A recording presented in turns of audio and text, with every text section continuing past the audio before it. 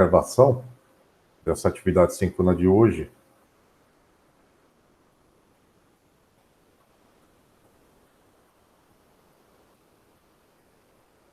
As atividades assíncronas, as atividades síncronas, quer dizer, das aulas anteriores, elas estão no site, elas estão no Moodle.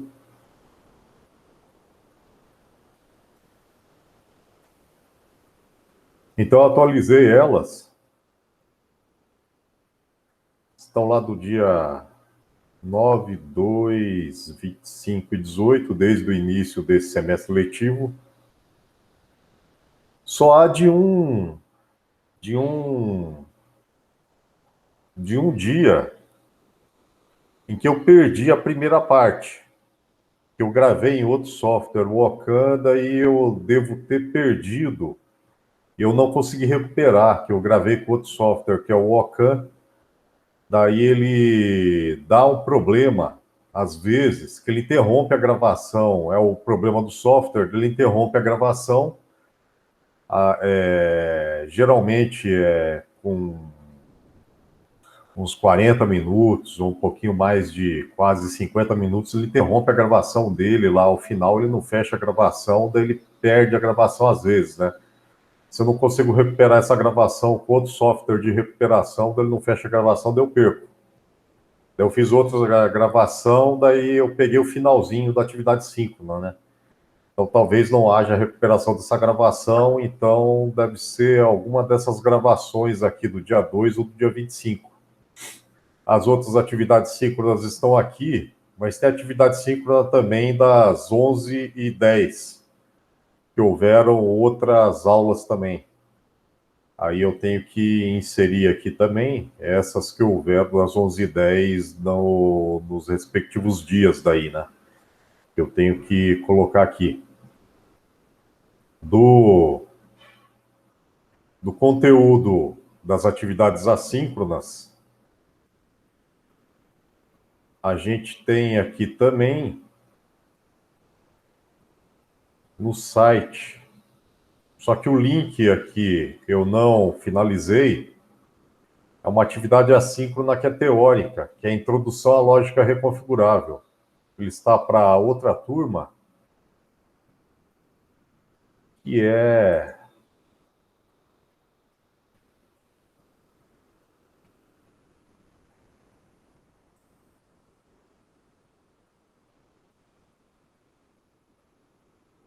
só um instantinho aqui.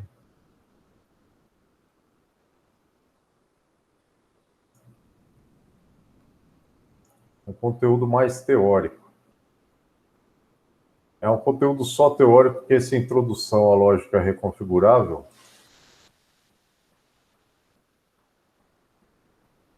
Eu vou inserir no Moodle de vocês, mas ele não está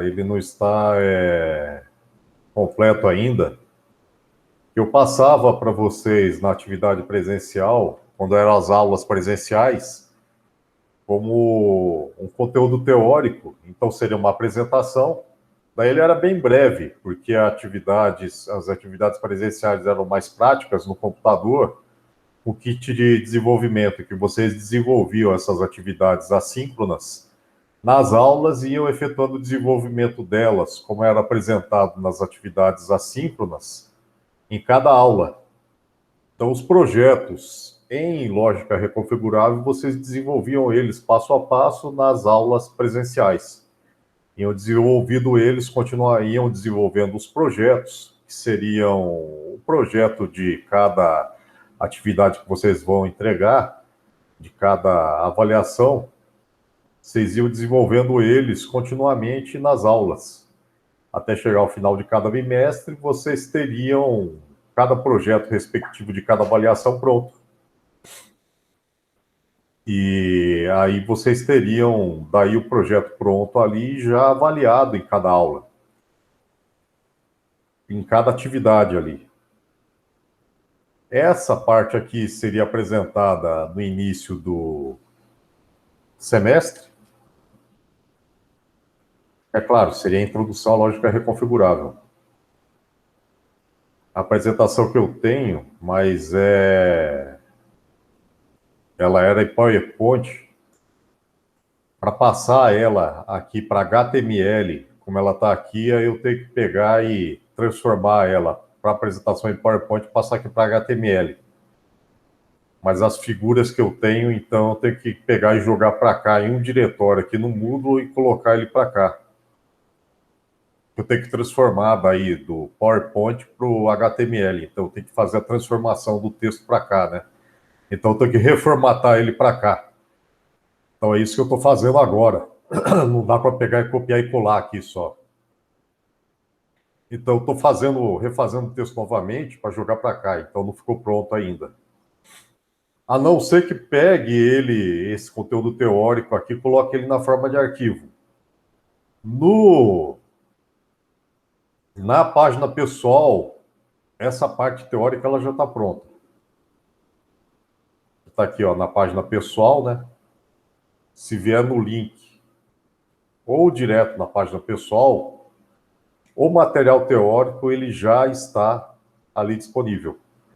Então, por exemplo, você vem aqui em VHDL, clica no VHDL, a apostila de VHDL já está aqui, ó, VHDL. Então, esse link de VHDL já é uma apostila em VHDL. Está aqui. Se você clicar nela, tá aqui, ó, já é uma apostila em VHDL em PDF.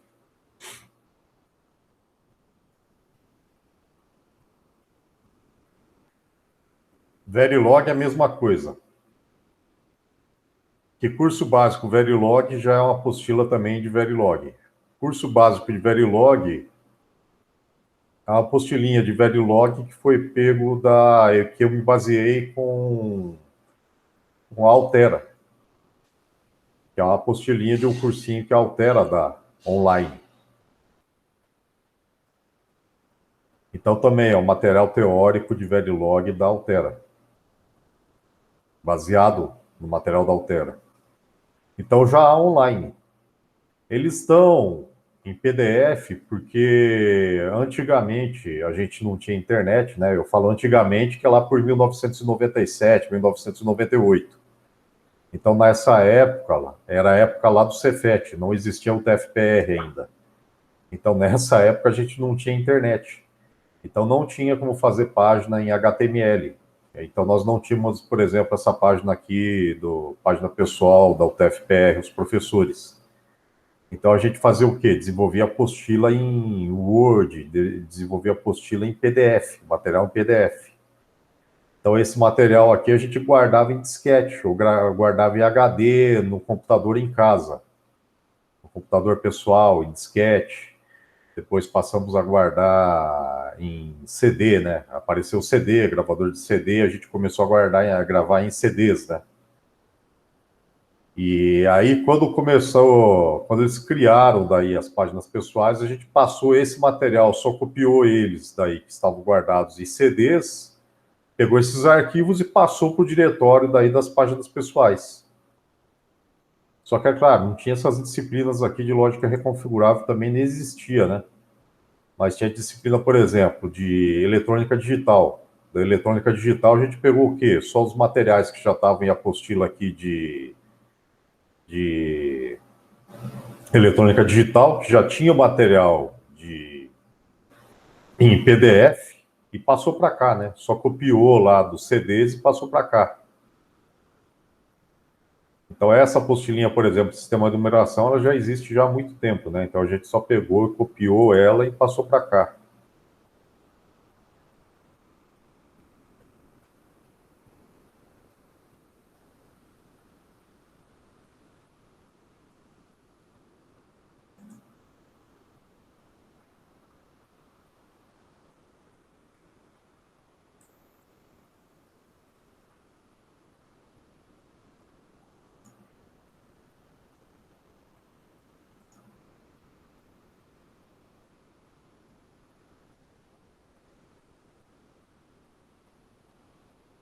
Ainda está atualizado.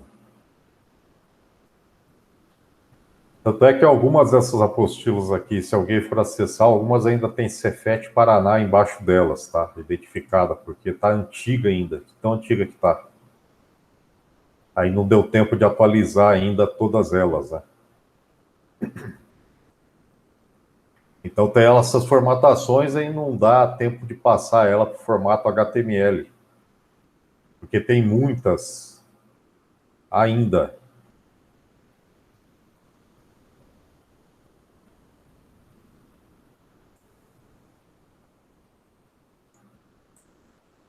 Então, com o tempo, eu vou pegando e atualizando esse material, e no caso da introdução à lógica reconfigurável, é a mesma coisa também.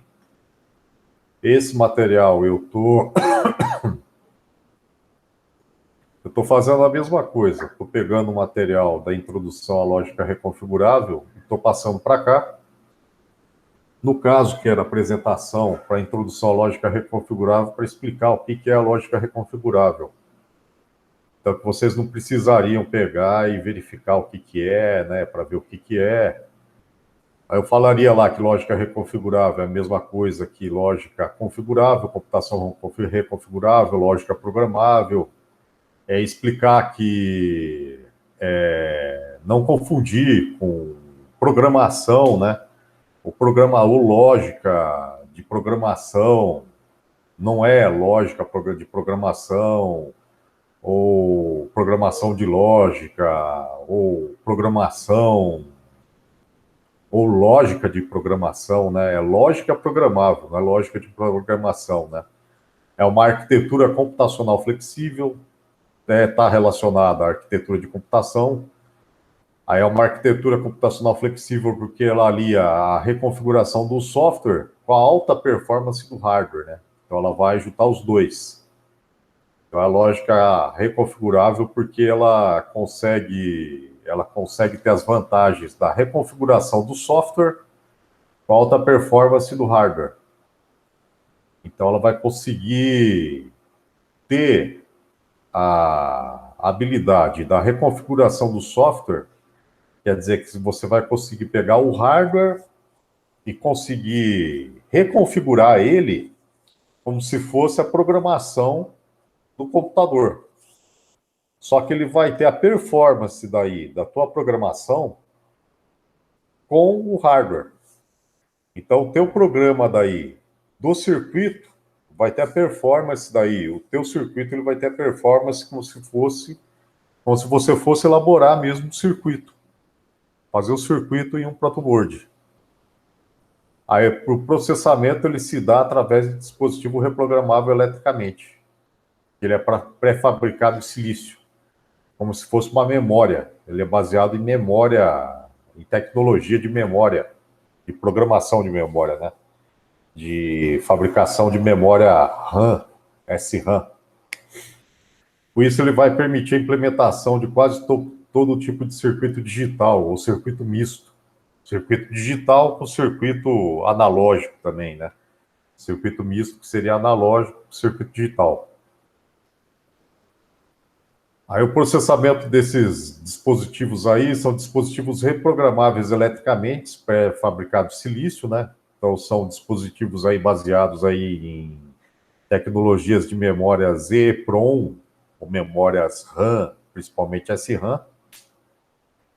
Esses dispositivos atualmente são CPLDs e FPGAs. CPLDs, para quem não sabe, é Complex Programmable Logic Device, dispositivos de lógica programáveis complexos. FPGAs, Field Programmable Gate Arrays, ou matrizes lógicas programáveis em campo. Aí eles têm tecnologias de memórias semicondutoras SRAM, que são Static RAMs, né? Static RAMs são as Randomics RAMs. As Randomics as memórias de alocações dinâmicas, né? Memórias de alocações randômicas, estáticas. Aí essas memórias estáticas, eles falam que são estáticas porque são memórias que são baseadas em tecnologias de fabricação com células de memórias baseadas em flip-flops. Então, essas que são as memórias estáticas, porque elas são fabricadas baseadas em tecnologias de flip-flops. As outras que são as DRAMs, então tem as SRAMs e as DRAMs. lembrar bem de eletrônica digital, né? Lá de microeletrônica. Então, as DRAMs e SRAMs. DRAM é baseada em dispositivo de armazenamento de carga, que seriam capacitores. DRAM, SRAM, Static RAM, flip-flop. Então, SRAM é melhor, que seriam as de flash RAM, que são baseadas nisso, em SRAM. Então, é melhor, porque daí ela seria uma memória permanente. A DRAM não. Ela não seria uma memória permanente, seria volátil. Então, SRAM. CPLD e FPGA são circuitos digitais configuráveis, que permitem a implementação de funções lógicas e a interconexão entre esses circuitos aí também. Entre esses circuitos, ou seja, entre essas funções lógicas. Aí, nesses CPLDs e FPGAs, vocês têm dois tipos principais de circuitos digitais, ou de circuitos entre eles, circuitos dentro deles. São os circuitos de blocos lógicos e os circuitos de blocos de roteamento ou interconexões. Os principais circuitos ou dispositivos de lógica reconfigurável são os FPGAs hoje em dia. Você tem também os CPLDs. Só que os CPLDs, eles têm as tecnologias de dispositivos de lógica reconfigurável mais antigos em relação aos FPGAs. Então, os FPGAs têm a tecnologia de lógica reconfigurável mais modernas em relação aos CPLDs. Os CPLDs são as tecnologias mais antigas de lógica reconfigurável. O que difere entre eles são justamente as tecnologias utilizadas de lógica reconfigurável, que são as tecnologias utilizadas dos blocos lógicos e os blocos de roteamento ou interconexão. Então, os principais circuitos que vocês têm podem ser divididos em blocos lógicos e blocos de interconexão, dentro dos FPGAs ou CPLDs. Os blocos lógicos, eles simplesmente implementam funções lógicas. Então, eles vão implementar as funções e ou e não. Se eles implementam as funções e ou e não, eles podem implementar as funções não e, não ou exclusivo, não ou exclusivo, que seriam as funções ou inclusivo. Aí, se eles implementam essas funções, eles podem implementar todas as outras funções lógicas ou todos os outros circuitos lógicos. Se você consegue efetuar a interconexão entre esses blocos lógicos, você consegue efetuar qualquer outro circuito lógico também. Então, você consegue efetuar qualquer circuito digital com eles. Então, se você pega um número suficiente desses blocos lógicos aqui, você consegue efetuar qualquer circuito lógico com eles. Então, você consegue fazer qualquer circuito digital. Para isso, você vai precisar de blocos também de circuitos digitais que vão efetuar a interconexão entre esses circuitos digitais. Ou seja, você precisa de circuitos digitais que têm que efetuar a conexão entre esses blocos lógicos. Então, você precisa de blocos de circuitos digitais que têm que efetuar a conexão entre esses circuitos digitais. Então, você precisa de circuitos digitais que efetuem a conexão entre os blocos lógicos. Então, eles dão um nome desses circuitos digitais que fazem a conexão de blocos de roteamento ou blocos de interconexão. Então, é simples assim. Então, você precisa de blocos de roteamento e interconexão para efetuar a conexão entre os blocos lógicos. Então, você tem a divisão entre blocos lógicos e blocos de roteamento ou interconexão ali dentro dos FPGAs e CPLDs. A diferença básica ali entre os CPLDs e FPGAs é que os CPLDs têm o roteamento simples e lógica principalmente por dois níveis de portas AND/OR, seguidas por portas AND de muitas entradas. Então, os blocos de lógica nos CPLDs têm a lógica básica, efetuada por dois níveis de portas AND e OR, seguidas por porta AND de muitas entradas, dos blocos lógicos. Se vocês lembrarem lá em circuitos digitais, lá em eletrônica digital, circuitos digitais, microcontroladores, nessas disciplinas mais básicas lá, principalmente eletrônica digital, que as portas AND ou as portas NAND. As portas NAND, as portas NOR, elas são chamadas de portas lógicas universais. Por que que elas são chamadas de portas lógicas universais? As portas NAND, as portas NOR. Porque se você pegar um monte de portas lógicas NAND ou um monte de portas lógicas NOR, você consegue elaborar qualquer circuito digital que você quiser. Você pode elaborar o circuito universal, né? Digamos assim. Por isso que as portas lógicas NAND, não E, e as portas lógicas NOR, não OU, são chamadas de portas lógicas universais. Porque se você pegar um número infinito de portas lógicas NAND e portas lógicas NOR, você pode elaborar qualquer circuito digital que você quiser, ou qualquer sistema digital, digamos assim, que você quiser. Com um número suficiente de portas lógicas NAND, você pode elaborar a porta lógica E, a porta lógica não E, a porta lógica OU, a porta lógica não OU, a porta lógica OU exclusivo, a porta lógica não OU exclusivo, que é a porta lógica OU inclusivo. Você pode elaborar a porta, aí o circuito que você quiser. Depois disso, né? Eu falei todos que têm os derivativos e os que têm os básicos também, né? Com a não OU também é a mesma coisa, inclusive a não E também e as outras também, né? Então você pode elaborar as que você quiser. Então as não E e as não OU são portas lógicas universais. Porque se você pegar elas, você pode pegar e elaborar o que você quiser. Então, com os CPLDs, eles fizeram o quê? Eles pensaram assim: então a gente vai pegar os blocos lógicos e fazer os blocos lógicos só com porta lógica E ou e não. E não, ou se não, ou e não. Ou se não, fazer só com e ou e não. Aí depois a gente faz o quê? Aí liga as saídas dessas portas lógicas e ou e não, seguidas por portas lógicas e, para interligar elas. Aí interligar elas e liga daí elas tudo com uma saída só. Esses blocos lógicos aqui. E aí o roteamento deles é feito com uma matriz cheia só de interconexão, feita com portas lógicas Z. Só com portas lógicas Z. Então eles fazem o quê? Eles fazem a interconexão feita só por chaveamento de transistor, como se fosse porta lógica E. Então eles fazem isso com uma matriz muito grande de porta lógica E. De transistor, é simplesmente transistor, só chaveador. Só chaveador, quer dizer. Sem a porta lógica E não, é só chaveador. Seria como se fosse um montão de porta lógica aí só chaveando ali. Daí eles fazem a interconexão entre as entradas desses blocos lógicos aqui e as saídas deles mesmos, interligando inclusive as entradas deles próprios e as entradas desses outros blocos lógicos aqui que eles vão interconectar.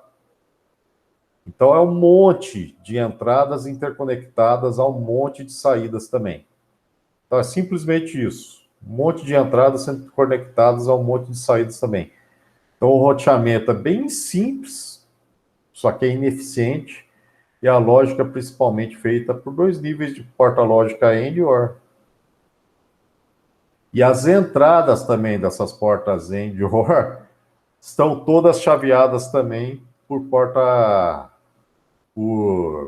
lógica não, porta lógica inversora. Só isso daí. Você quer inversora, tem uma chavezinha lá que você liga daí. Você pode ligar inversora ou não inversora. Tá? Só isso.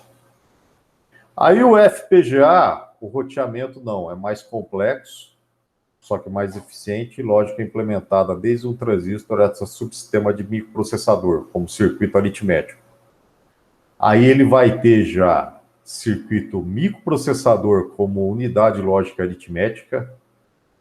Aí ele pode envolver daí circuito somador.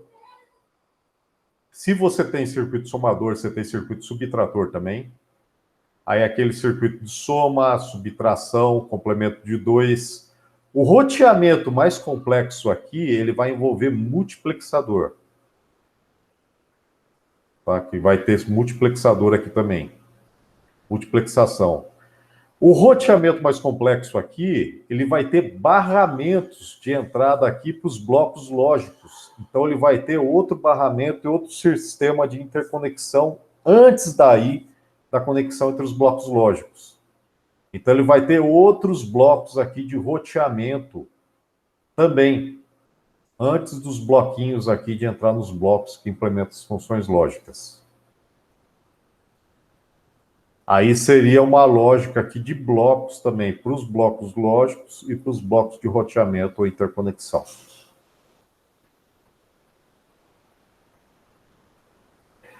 Para cá, as grandes vantagens da lógica reconfigurável. Todo chip que vocês têm, ele é chamado de ASIC. Quem nunca ouviu falar em ASIC, está aqui o ASIC, quer dizer Application Specific Integrated Circuit, ou circuito integrado de aplicação específica. Isso que é ASIC. ASIC, Application Specific Integrated Circuit. Esses ASIC aqui, hoje em dia eles falam bastante aqui que é utilizado em mineração de criptomoeda. Em mineração de criptomoeda, hoje em dia, eles utilizam muito, que é principal utilizado, são placas de vídeo, aceleradora de vídeo. É placa de vídeo para jogo de computador, para gamer. Então, hoje eles compram placa de vídeo para computador, para jogo de computador principalmente, né? Então, o computador que você vai comprar, geralmente ele tem que ter uma placa de vídeo. Você vai pegar o seu computador, vai dar um upgrade nele, tem que ter uma placa de vídeo, aceleradora de vídeo, que é a GPU. Então, a GPU é o chip que é feito para a placa aceleradora de vídeo. Ela é o componente mais caro que você tem no computador, hoje em dia. Então, geralmente, o notebook que você compra, ele já vem com a placa de vídeo. Hoje, ela está muito cara. É o componente mais caro que você tem no computador e ela vai custar... Você vai comprar hoje em dia, ela vai estar mais cara que o próprio computador. E vai estar com a memória maior, muitas vezes, ou vai estar igual, ou vai estar maior que a memória, a própria memória RAM principal do computador. Aí o pessoal está comprando hoje em dia sem a placa de vídeo, às vezes, sem a placa de vídeo, acelerador do computador, se não precisar. Porque ela está muito cara, que o pessoal está comprando para mineração de criptomoeda, mineração de Bitcoin. Não tem mineração de Bitcoin hoje em dia, porque o Bitcoin já não está sendo mais minerado, porque ele está começando a ficar raro, né? O Bitcoin daqui a uns 100 anos aí ele vai parar de ser minerado. Ele foi feito, foi elaborado, ele foi criado para parar de ser minerado. Ele foi criado para começar a ficar escasso. Ele já começou a ficar escasso. Acho que desde 2018 ele começou já a ficar escasso para minerar. Daí daqui a uns 128 anos ele vai parar de ser minerado. Então ele vai ficar mais escasso ainda depois de um tempo. Aí outras criptomoedas começaram a ser criadas para serem mineradas agora. Daí essas também vão começar a ficar escassas depois daqui a um tempo, acho que daqui a 2 anos vão ficar escassas também. Daí vão surgir outras, daí depois dessas, daí depois de um tempo também vão ficar escassas daí. Aí vão surgir outras, eu creio, daí vão ficar escassas também, e vão começar a ser assim, é o ciclo delas daí de mineração, né? Então, o Bitcoin já começou a ficar escasso, então tem outras moedas aí sendo mineradas. Agora é o Ethereum que está sendo mais minerado daí, então eles estão utilizando as placas aceleradores de vídeo para minerar o Ethereum, então a mineração de Ethereum. Então, a placa de vídeo ela está cara por causa disso, porque eles estão utilizando as placas aceleradoras de vídeo de computador para minerar o Ethereum. Então está ficando caro e eles utilizam isso porque eles têm o circuito de processamento da placa de vídeo do processador dela, que é a GPU, que é a Graphics Processing Unit, ele tem muitos processadores em paralelo para minerar o Ethereum. Então ele exige um poder de processamento muito alto para minerar ele, porque ele exige uma cadeia, que seria o blockchain de processamento, em paralelo para minerar a criptografia dele, dessa cadeia de processamento que seria o blockchain, para a criptografia dessa moeda para garantir a segurança dela, para as transações dela, né? Aí por que disso? Aí para quem não entende de blockchain aí, porque ou criptomoeda, aí chama criptomoeda porque ele garante a criptografia. A criptografia seria a segurança da criptomoeda, né? A criptomoeda foi criada para quê? Para que a pessoa não se baseie no lastro de uma moeda só, por exemplo, do dólar, do real, do euro, de qualquer outra moeda aí, do peso argentino, da libra inglesa, né? Qualquer moeda aí como lastro de moeda para se basear ou para investir. Então alguém teve uma ideia, o Satoshi Nakamoto, aí ninguém sabe se foi uma entidade que criou, um grupo de pessoas que criou, ou foi uma pessoa, o próprio Satoshi Nakamoto, que criou essa moeda aí. Ele criou uma moeda virtual para pensar assim, né? Ó, eu vou criar essa moeda para ser utilizada pela internet, uma moeda digital, para não ser baseada em um banco, para não ser baseada em uma instituição financeira nacional, né, de um país, para que não seja baseada numa riqueza nacional. Para quê? Para ser utilizada na internet e ser distribuída pela internet. Por quê? Porque sendo baseada em um banco, vai ser baseada em um banco, daí o banco faz o quê? O banco garante esse lastro daí. Mas o banco, sendo garantidor desse lastro, esse banco tem que ser nacional daí. Aí, sendo nacional, vai ser baseado na riqueza nacional e é vinculado ao PIB. Então, sendo vinculado ao PIB, é baseado na riqueza que a nação produz. Isso é vinculado ao governo daí que o governo controla. Aí, se o governo é bom ou é ruim, aí vai ser vinculado à moeda, ao que o governo vai fazer de besteira ou não. Então o cara teve uma ideia genial, pensou assim, vou fazer uma moeda vinculada daí à internet, que a internet é global, daí é universal, aí foi uma ideia de gênio. Aí eu vou criar um sistema de segurança baseado na internet, baseado na criptografia, porque daí é universal. Daí as pessoas da internet, elas pegam e mantêm a segurança, que é distribuída de uma forma universal, aí esse sistema fica universal daí entre as nações, que seriam as pessoas da internet, aí isso fica distribuído universalmente, não é baseado em governo nenhum. Daí isso é genial daí. Por quê? Porque daí você tem um lastro distribuído pela internet, não é garantido por governo nenhum. Aí não fica baseado em besteira que Bolsonaro vai fazer de governo, que Lula vai fazer de governo, que Biden vai fazer de governo, que euro nenhum lá da União Europeia vai fazer, que governo lá de Macron vai fazer, que governo da União de Reino Unido vai querer fazer para sair da União Europeia, né? Então não tem nada disso. Daí ele fez baseado nisso e deu super certo, tanto é que o Bitcoin está super valorizado, né? E muitas pessoas investiram nisso. E está aí até hoje para garantir isso e o pessoal se baseou nessa ideia, né? Aí o problema que tem hoje em dia, deu tanto certo que o pessoal está valorizando nisso, criou daí a cadeia do Bitcoin, que é o blockchain, né? Para fazer a segurança daí do Bitcoin, que seria para garantir daí as transações de Bitcoin, para quê? Que o Bitcoin, para garantir a segurança dele, por outro lado, ele tem que ser criptografado daí na internet, por ele ser universal, por ser baseado na internet. Por quê? Como ele é baseado na internet, é universal, daí tem o outro lado dele daí. Como ele não é uma moeda baseada em um banco nacional de um país, então ele não tem um banco para garantir a segurança dele das transações. Então ele não tem um banco para chegar lá, por exemplo, a Caixa Econômica falar assim, ó, você vai pegar e vai comprar um negócio aqui, então beleza, o banco aqui te dá a garantia da transação que você vai lá comprar. Aí o banco aqui fala para você, ó, você comprou lá em tal lugar, então você descontou em tal lugar, lá, tá, beleza. Tá aqui teu recibo lá, que você pegou, pagou lá, a gente deu o recibo pro cara lá, a gente paga o teu dinheiro lá pro cara, desconta daqui e tal, tá aqui o recibo lá pro cara, a gente passa o dinheiro pro cara, pronto, tá aqui. Demos o dinheiro pro cara aqui, descontamos da tua conta, passamos para ele, tá aqui, ó. Tá beleza, a gente garantiu isso, tal. O Bitcoin não tem disso. O Bitcoin ele joga essa transação para um monte de gente publicamente ali na internet. O que vai garantir isso é justamente um código que seria o blockchain dessa transação é jogada por um monte de gente na internet. Aí esse blockchain vai garantir que cada transação dessa tenha justamente o que garante isso. O chain do blockchain quer dizer que é a cadeia, que cada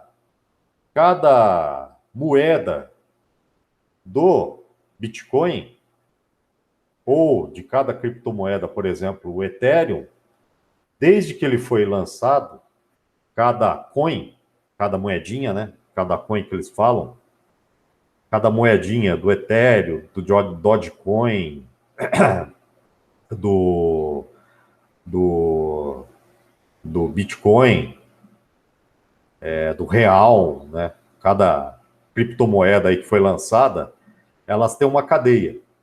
Então, cada moedinha dessas aí, cada coin que eles lançaram aí, elas têm uma cadeia. Aí, cada moedinha, elas têm um código dessa cadeia aí. Cada código desses aí é lançado uma string qualquer aleatória. Desde cada moeda que foi lançada, essa string aí, ela pode ter, por exemplo, 64 letras. Aí eles jogam uma letra qualquer aí dessas 60, quer dizer, eles jogam 64 letras qualquer aí, por uma moeda dessas aí, 64 letras. Aí essas 64 letras aí todo mundo recebe na internet ali, num negócio que é chamado pool do blockchain.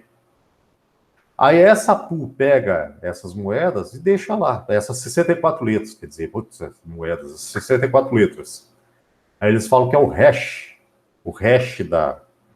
da moeda, da moedinha ali. Eles falam que é o hash. E deixa esse hash lá, para quem quiser pegar. Aí você vai nessa pool lá, se você quiser minerar a moeda, vai nessa pool, pega esse hash lá, pega para você lá e começa a minerar. Desse hash, eles geram um código para a cadeia dessa moeda. Esse código ele vai gerar um hash para a cadeia, que vai gerar uma transação para essa moeda. Cada transação que essa moeda tiver, quer dizer, se o cara pegar essa moeda que ele comprou e gerou uma transação para ela, na próxima transação que ela tiver, vai gerar um código. Aí depois, para a próxima transação que ela tiver, que for gerado para quem comprou aquela moeda ou gerou uma transação com ela, vai gerar um outro código baseado na transação anterior, que é o outro hash para ela. A outra transação que ela tiver, para alguém que mexeu com ela, deu alguma mexidinha com ela, vai gerar outro código baseado no código anterior. Daí, na outra transação, vai gerar outro código baseado no código anterior. Outra transação, outro código baseado no código anterior. A outra transação baseada no código anterior. Outra transação no código baseado no código anterior. Outra transação do código baseado no código anterior. Desde o código inicial aleatório de 64 letras anterior. Tá? Do primeiro que foi lançado aleatório. Então, esse que é chamado blockchain. Por isso que é chamado blockchain, que é o cadeia de blocos. Cadeia de blocos. Esse que é o blockchain, tá? É o blockchain, cadeia de blocos. Então, são 64, eu dei um exemplo, né? 64 letras, né? Blockchain. Por isso que é criptomoeda. Essa que é criptografia. Então, a criptografia, que é isso? Criptografia seria a codificação, né? Cripto seria a codificação. Criptografia. Então, seria a codificação daí dessa forma aí. Então, blockchain seria a cadeia de blocos. Então, os blocos, eles são encadeados. Cada bloco é ligado um no outro, conforme a codificação. Aí eles falam que é o blockchain, porque cada bloco desses aí seria um algoritmo. Eles são ligados por um algoritmo de codificação, por isso que é criptomoeda. Eles são ligados por um algoritmo de codificação. Isso daí é chamado hashing, que eles falam que seria a cerquilha. Então, o hashing seria a cerquilha, né? O hash seria a cerquilha. Eles são ligados por um código, um algoritmo de codificação que liga um bloco no outro. Então, cada bloco é ligado um no outro, e desde que a moeda ela é lançada, ou cada moeda ela é negociada, ou ela é lançada, ela tem a negociação dela sendo feita, e ela é gerada, ou ela é movimentada nessa cadeia de blockchain aí, nesse processo de blockchain, ela é lançada, então ela é movimentada ali no mercado de criptomoeda aí, ela vai gerando a cada dia dela ali, ela vai rendendo aí no mercado de bitcoins aí, de criptomoedas, né? Também tem isso daí, tem o rendimento dela também. Ela vai tendo o rendimento dela no mercado ali, vai gerando aí também o blockchain daí. Então vai fazendo o quê? O pessoal vai gerando o hash code aí, vai gerando o blockchain também. Aí vai tendo o quê? O pessoal vai ter que ir minerando, gerando o hash code também, o hashing, né? Esse processo. Então eles têm que fazer o quê? Tem que pegar no blockchain o código anterior, que seria essa string anterior que tem no bloco anterior, para pegar e gerar o código daí, para gerar o próximo bloco daí, o hash code. Só que tem um problema. Quanto mais seguro for o hash code, melhor. Só que quanto mais seguro for, o cara tem que pegar o processamento, tem que pegar o código do bloco anterior. Quanto mais seguro for, daí ele tem que pegar do bloco anterior, aí tem que pegar do bloco anterior ainda, quer dizer, do bloco subsequente ainda, tem que pegar do outro bloco subsequente ainda, do enésimo bloco subsequente, do subenésimo, do subsequente, do subenésimo, até chegar no primeiro bloco ainda. Então é um processo de quer dizer, são subprocessos de processamento muito muito grandes. Então exige um poder de processamento muito grande daí para ser feito ali. Então eles fazem o quê? Eles têm que pegar muitas placas de processamento, um poder de processamento muito grande para gerar ali nesse processo aí de criptomoeda.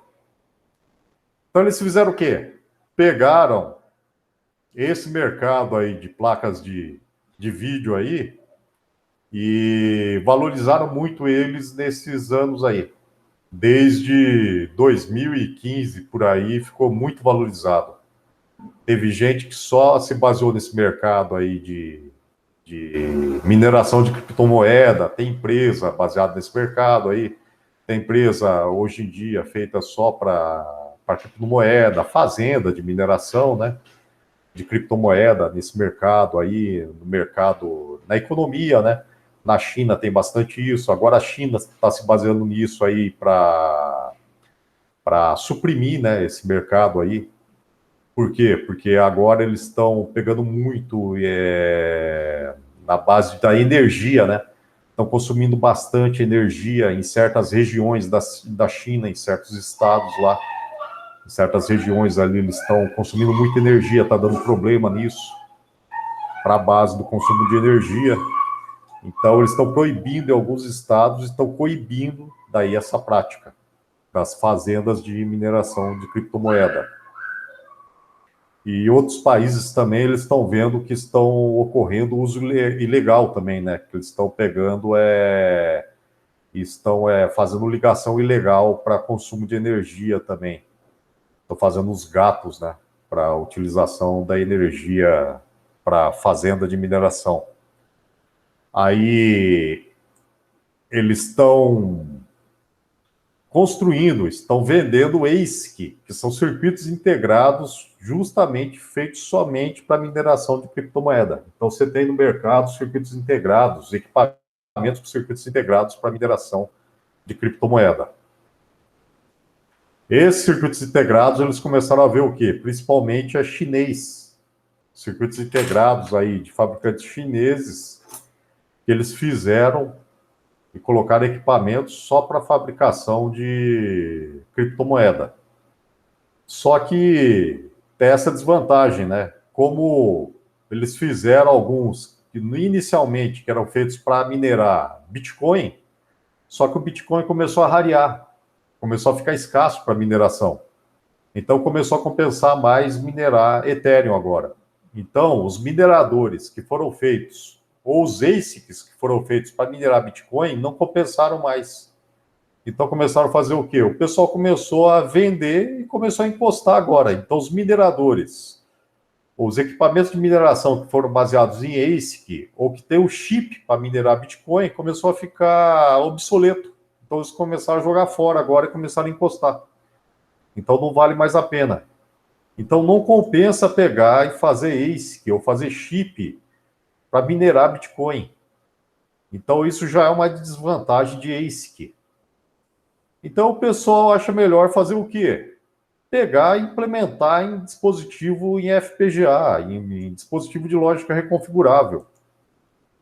Porque o dispositivo de lógica reconfigurável, ele também é feito em um chip. Só que dispositivo de lógica reconfigurável, você pega e configura o dispositivo dentro do chip, o circuito digital dentro do chip. Hoje em dia, você configura o circuito digital dentro do chip em lógica reconfigurável em menos de um segundo. Aí você pode reconfigurar o circuito digital dentro do chip se ele tiver algum erro.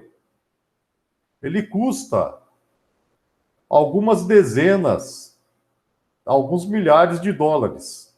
Os melhores, hoje em dia, aí custa uns 5 mil dólares aí. E aí você pode implementar aí microprocessador dentro dele. E o desempenho do microprocessador dentro dele aí é razoável ainda. Não vai chegar ao desempenho de uma placa, de uma GPU, mas é um desempenho aí próximo de um microprocessador, de um microprocessador do computador pessoal. Hoje em dia também, os microprocessadores que você tem hoje em dia, eles vêm com uma parte deles também em lógica reconfigurável. Por que eles vêm com uma parte deles em lógica reconfigurável? Porque o projeto de um ASIC, o projeto do circuito integrado digital, principalmente de um microprocessador, ele é muito caro, ele é altíssimo, o projeto de um microprocessador, é muito alto. Por que ele é alto? Porque se ele tiver um erro, para consertar ele, não dá, é impossível. Porque depois que o cara faz o projeto de um microprocessador, ele passa para a fábrica daí, o projeto do circuito integrado, depois que ele foi feito, não dá para pegar e consertar.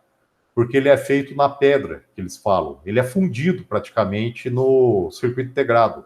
Ele é feito por processo de fotolitografia, então ele é praticamente impresso ali na pastilha de circuito integrado. Ele é feito por um processo de fotolitografia, um processo de fotográfico, em cima de uma pastilha de material semicondutor. Então é como se ele fosse impresso ali por material fotossensível em cima da pastilha de material, do material químico, né?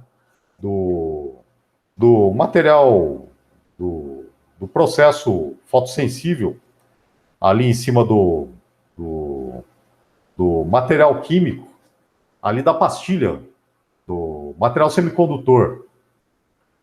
As fábricas, elas são chamadas de fundição até, porque esse material é colocado ali em cima e depois que ele é encapsulado, não tem como pegar e abrir ali a pastilha do chip, é claro, né? Para pegar e consertar ele. Então saiu depois da fábrica do chip, não tem como pegar e retornar ele para o recal. Então, fazendo com uma parte dele em lógica reconfigurável, tem como reconfigurar ele depois para fazer o update dele. Faz o update dele como se fosse o update de um software. Mas se fizer ele somente como ASIC, aí não tem como fazer o recall depois. Em lógica reconfigurável, sim, você faz a reconfiguração do circuito. Mas fazendo como ASIC, não. Aí não tem como, é impossível daí. Não tem como você pegar, é claro, abrir o chip ali e fazer o conserto do circuito integrado. Principalmente de um microprocessador. Então, desde os microprocessadores lá, anteriormente, até os Pentium ali, é feito uma parte, boa parte ali em lógica reconfigurável. Uma grande parte, quer dizer, em lógica reconfigurável. É colocado em lógica reconfigurável.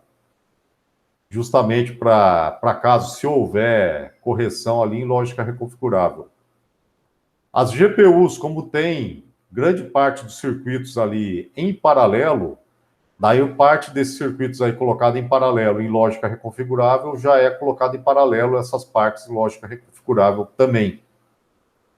Aí as partes processáveis são colocadas em lógica, são colocadas em paralelo, né, nas GPUs. Então, grande parte ali é colocada em paralelo em GPUs. Aí, sendo colocado em lógica reconfigurável, a grande vantagem ali é que o custo daí, sendo o custo menor, sendo reconfigurável, o custo sendo menor, você pode pegar e reconfigurar. Mas também o desempenho dessa parte reconfigurável em relação a ser reconfigurável, ele é menor por ser reconfigurável. Porém, sendo reconfigurável, você pode reconfigurar como se fosse um software. Aí a configuração dele é em menos de um segundo.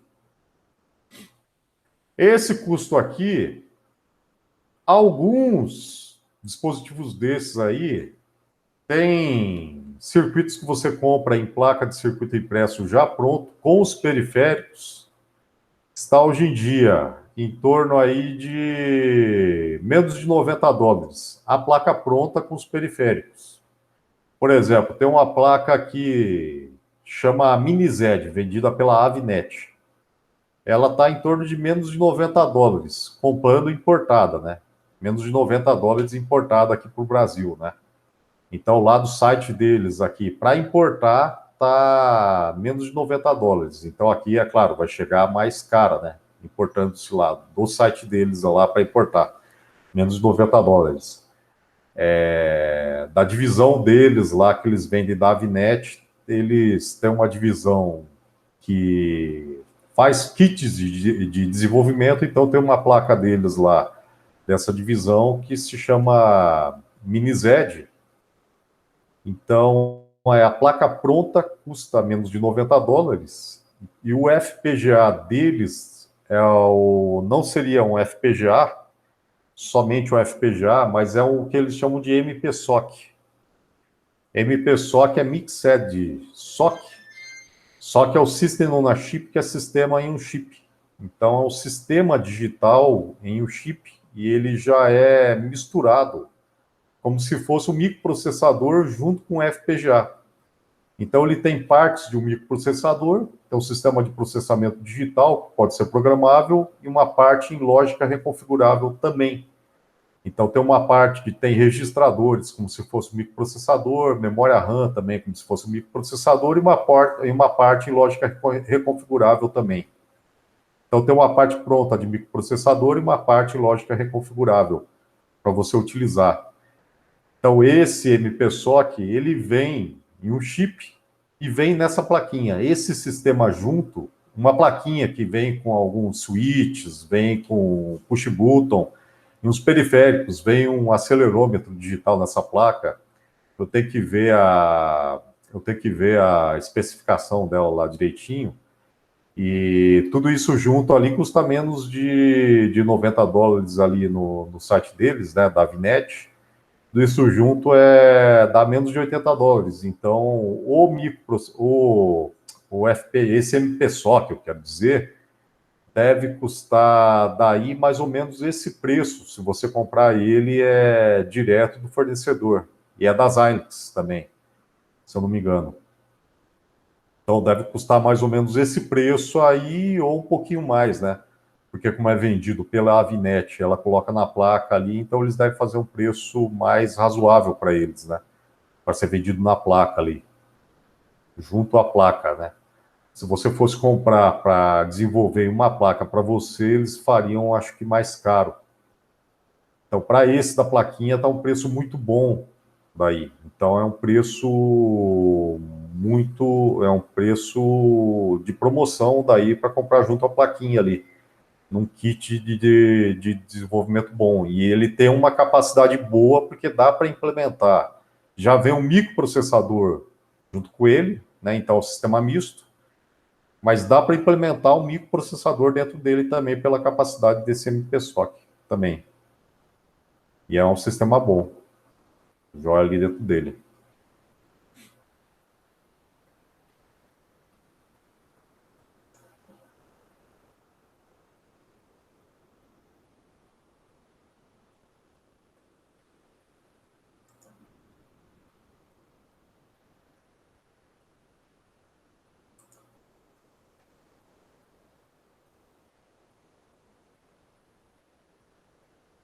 Aqui embaixo tem outra aplicação aqui também, que é um.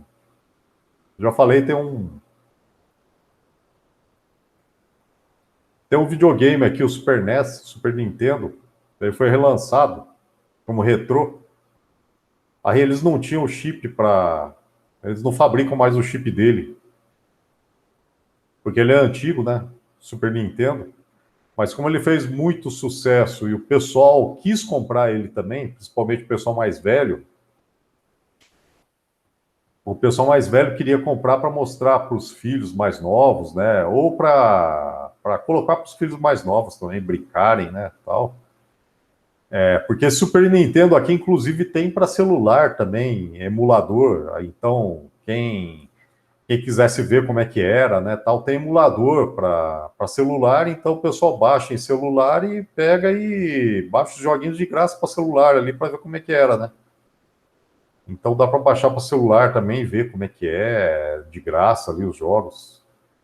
Então o pessoal que quer verificar como é que é, ou até para passar tempo aí, pode comprar ele também. Então eles relançaram também por essa empresa aqui, Analog, o Super Nintendo. Só que eles não fabricam mais o chip para o Super Nintendo, não é mais fabricado pela Nintendo. Então eles fizeram o quê? Pegaram o FPGA e fizeram o circuito do microprocessador do Super Nintendo. E colocaram nele, refizeram o circuito do processador do Super Nintendo antigo e colocaram nele, com a programação do Super Nintendo antiga, para emular o Super Nintendo. E para rodar os cartuchos, os programas dos jogos do Super Nintendo antigo, dos emuladores daí, né? E aí deixaram ele mais moderno, né? E colocaram, acho que com, com leitor de, de flash, né? Leitor de pendrive, né? Colocaram com leitor com conexão para internet também, colocaram com HDMI, né? Aí deixaram ele mais moderninho, né? Então, tanto é que ele lê ali mais de 2.200 jogos, né? E colocaram com outras coisas, né? Com ligação para joystick do PlayStation 4, né? Com leitor ali do Bluetooth e assim por diante, para controle Bluetooth, né? Então colocaram mais coisas. Então é feito com FPGA. E tem outros videogames antigos também que eles colocaram retrô também, que são colocados com FPGA.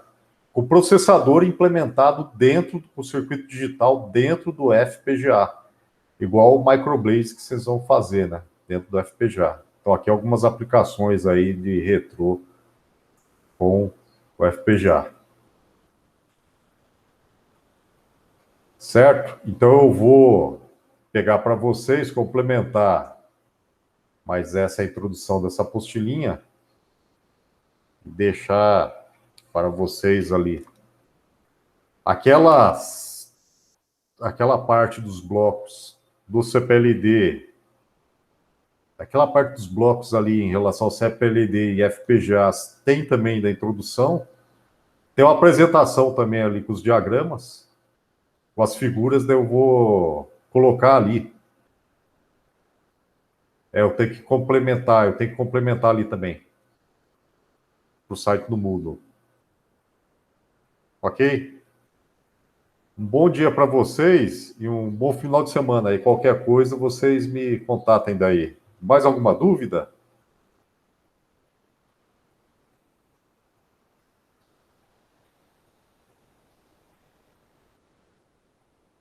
Um bom dia para vocês e um bom final de semana e até mais.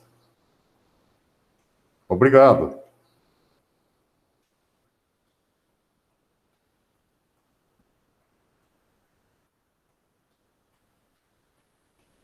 Obrigado.